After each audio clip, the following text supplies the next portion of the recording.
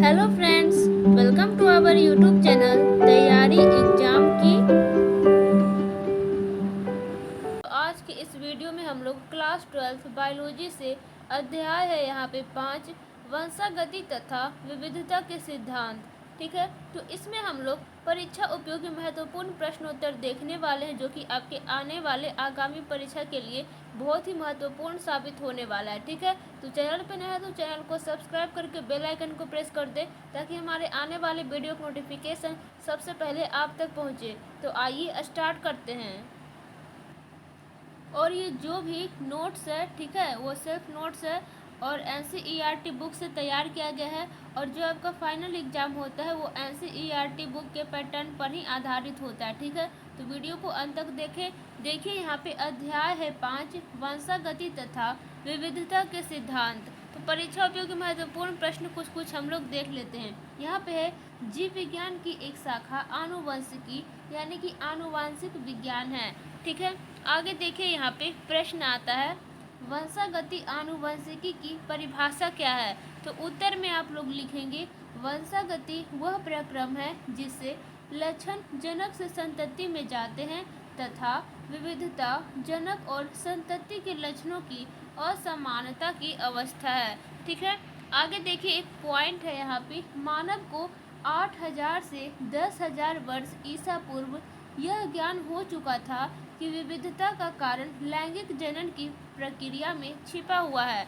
ठीक है, अब आगे देखें यहाँ पे नोट में एक बात कही गई है जो कि परीक्षा के दृष्टिकोण से महत्वपूर्ण है। पंजाब की साहिवाल गायें उच्च भारतीय किस्में हैं। ठीक है, अब देखें यहाँ पे ग्रिगोर मेंडल ने उद्यान मटर के पौधों में 7 वर्षों यानी कि 1856 से 1863 तक संकरण के प्रयोग किए तथा उनके आधार पर जीवों की वंशागति नियम को प्रस्तावित किया। ओके, आगे आता है यहाँ पे मेंडल ने मटर की 14 तद्रुप प्रजननी मटर की किस्मों को छांटा, अर्थात 7 जोड़े विपरीत लक्षणों को लिया। इनके अन्य लक्षण समान थे। ओके, अब देखिए यहाँ पे उदाहरण के फलस्वरूप है चिकने या झुर्रीदार बीज, पीले या हरे बीज, फूली हुई या सिकुड़ी हुई फलियां, हरी या पीली फलियां, लंबे या बौने पौधे। अब देखिए यहाँ पे एक पॉइंट दिया गया है, प्रथम संकर पीढ़ी के पौधे प्राप्त किए। इन पीढ़ी को प्रथम संतति पीढ़ी यानी कि फिलियल वन प्रोजेनी या F1 भी कहा जाता है। ठीक है, प्रोजेनी। ठीक है, आइए देखें यहाँ पे प्रश्न है जीन किसे कहते हैं। तो मेंडल ने प्रस्तावित किया कि कोई वस्तु अपरिवर्तित रूप में जनक से संतति को युग्मकों के माध्यम से उत्तरोत्तर पीढ़ियों में अग्रसित होती है। उसने इस वस्तु को कारक यानी कि फैक्टर कहा। हम इसे ही जीन कहते हैं। अब आइए चलते हैं हम लोग, यहाँ पे है जीन आनुवांशिकता की इकाइयाँ हैं। ठीक है, ये नॉर्मल बात है। यहाँ पे प्रश्न युग्म विकल्पी यानी कि अलील किसे कहते हैं। उत्तर हो जाएगा विकल्पी विपरीत लक्षणों के संकेतक जोड़े को युग्म विकल्पी यानी कि अलील कहा जाता है। ठीक है, अब देखिए यहाँ पे कुछ दिया गया है जो कि परीक्षा के दृष्टिकोण से महत्वपूर्ण है। पौधों में ऊंचाई के एलील जोड़े इस प्रकार होंगे।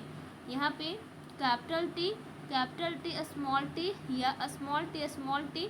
ठीक है, मेंडल ने यह भी प्रस्तावित किया प्रजनन क्षम मटर की लंबी या बौनी प्रजाति में यहाँ पे है अलील जोड़ा यानी कि समयुग्मजी होमोजाइगस क्रमशः कैपिटल टी या स्मॉल टी होगा, या कैपिटल टी या स्मॉल टी के पौधे का जीनोटाइप जीनी प्रारूप और लंबे बोने को फिनोटाइप यानी कि दृश्य प्रारूप कहा गया। आगे देखें यहाँ पे प्रश्न है एकल संकर यानी कि मोनोहाइब्रिड किसे कहते हैं। उत्तर में हो जाएगा कैपिटल टी स्मॉल टी, और कैपिटल टी स्मॉल टी पौधा एक लक्षण ऊंचाई को नियंत्रक यानी कि जीन के लिहाज से यहाँ पे विषम युग्मजी है, अतः इसे एकल संकर यानी कि मोनोहाइब्रिड कहा जाता है। ठीक है, अब आगे देखते हैं हम लोग। यहाँ पे देखिए कैपिटल टी और स्मॉल टी के बीच के क्रॉस यानी कि संकरण को एकल संकर क्रॉस कहा जाता है। अब देखिए यहाँ पे आगे के प्रश्न आते हैं। विषम युग्मजी यानी कि हेट्रोजाइगस किसे कहते हैं?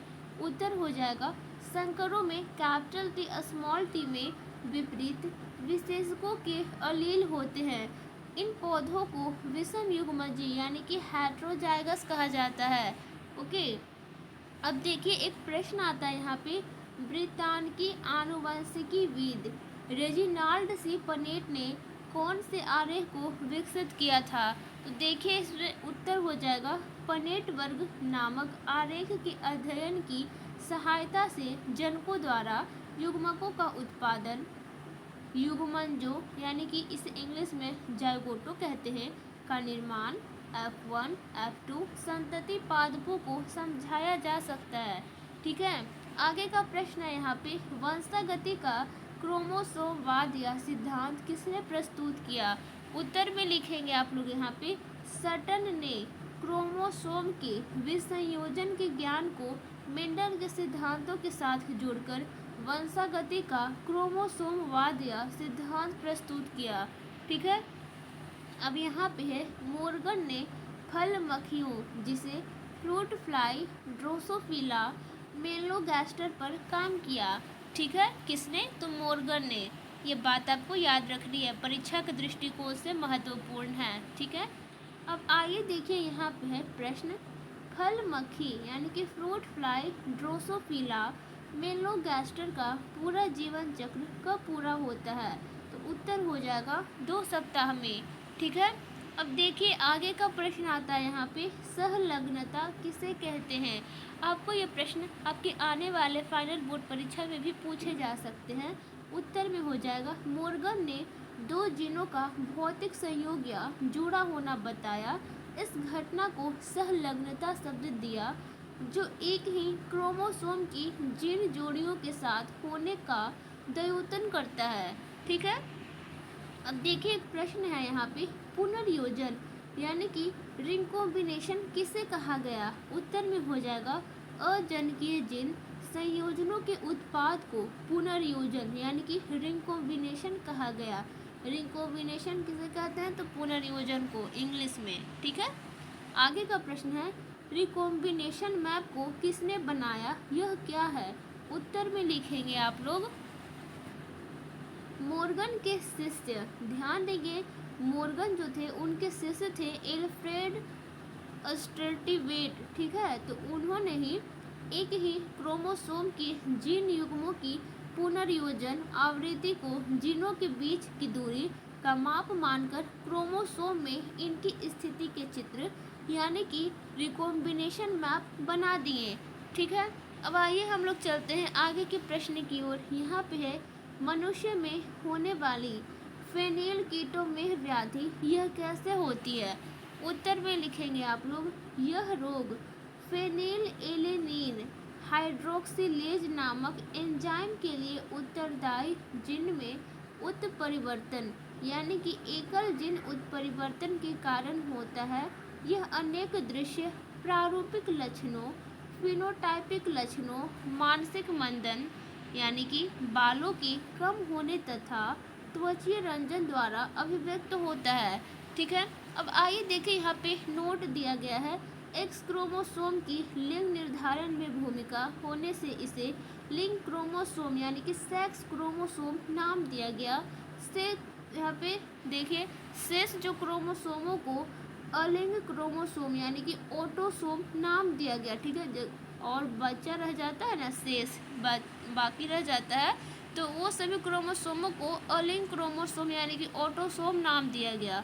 ठीक है, यहाँ पे है टिड्डा एक्स उप प्रकार के लिंग निर्धारण का एक उदाहरण है।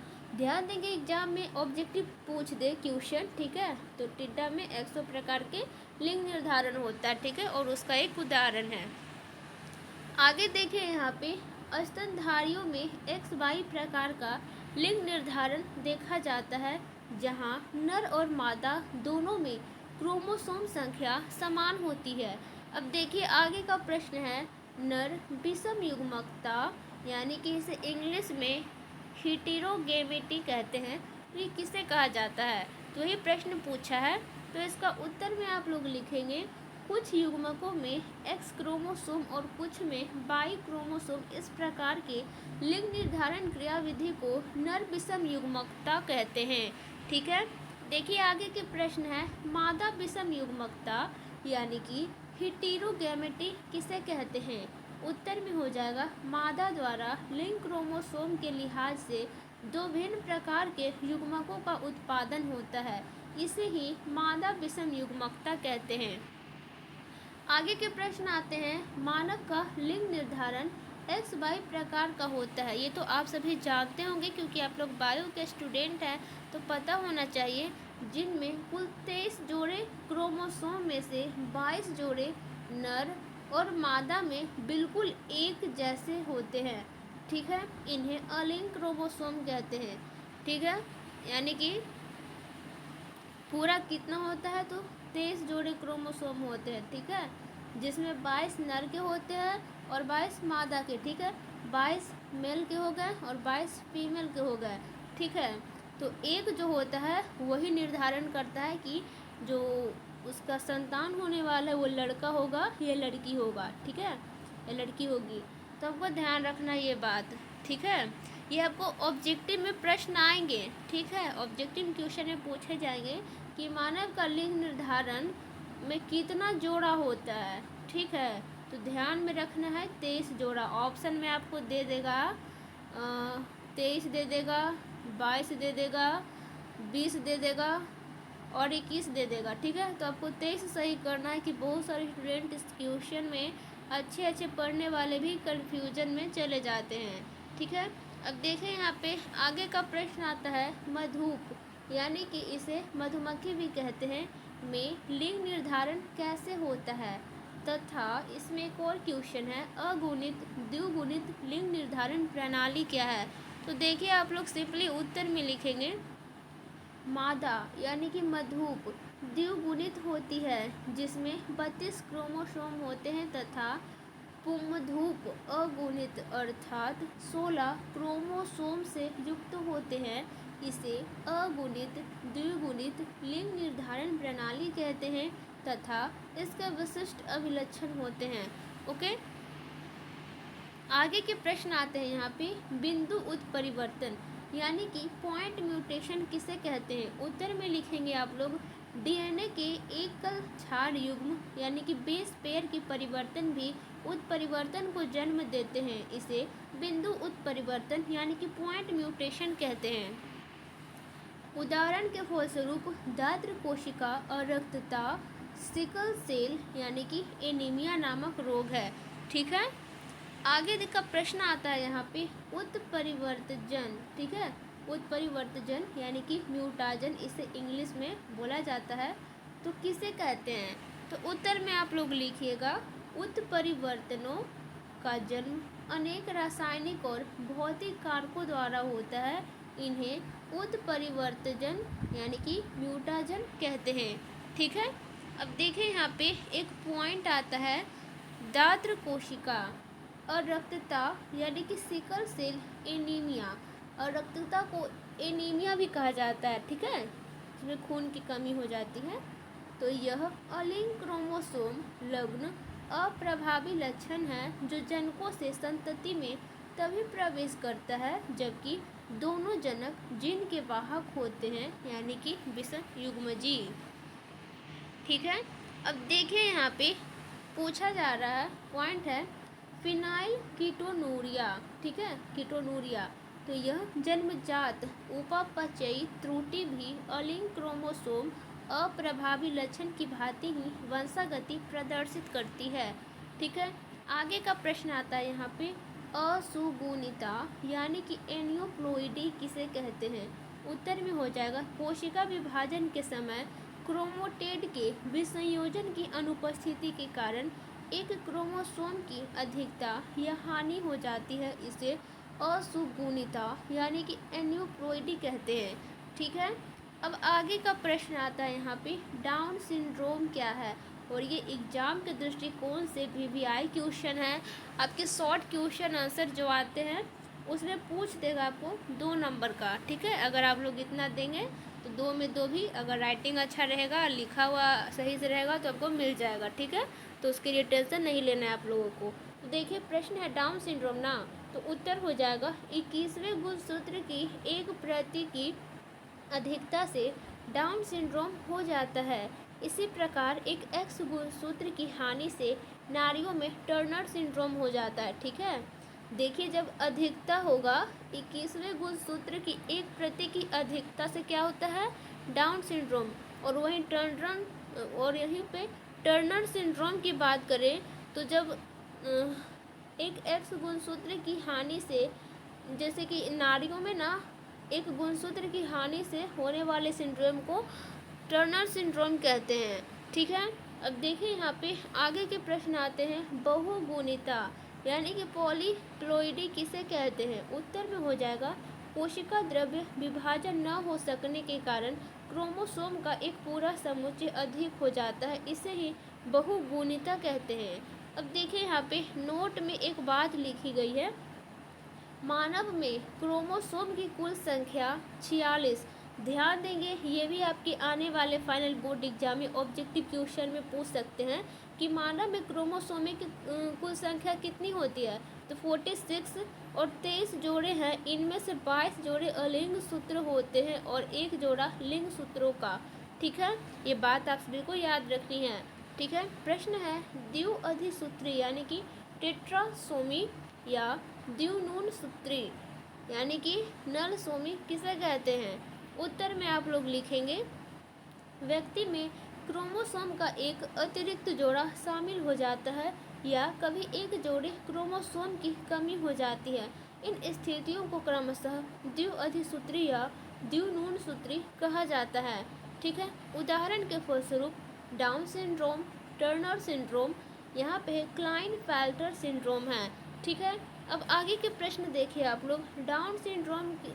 डाउन सिंड्रोम की खोज किसने की और कब की, तो देखिए उत्तर में हो जाएगा इस विकार को सर्वप्रथम, ध्यान देंगे, लैंगडम, ठीक है, लैंगडम डाउन ने 1866 में खोजा था, ठीक है, डाउन सिंड्रोम को लैंगडम डाउन, ठीक है।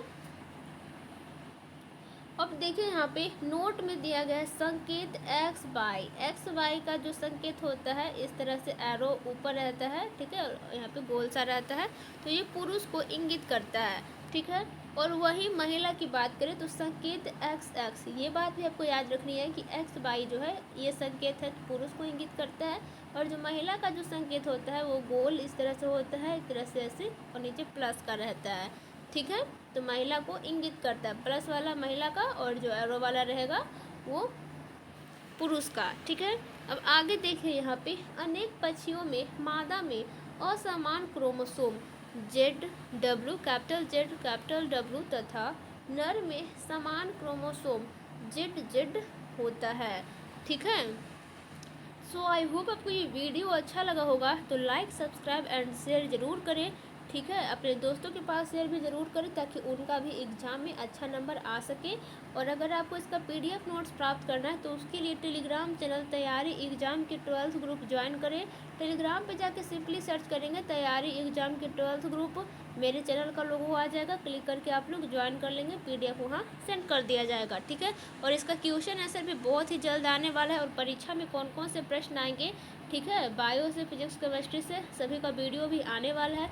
तो मिलते हैं नेक्स्ट वीडियो में। Thank you so much.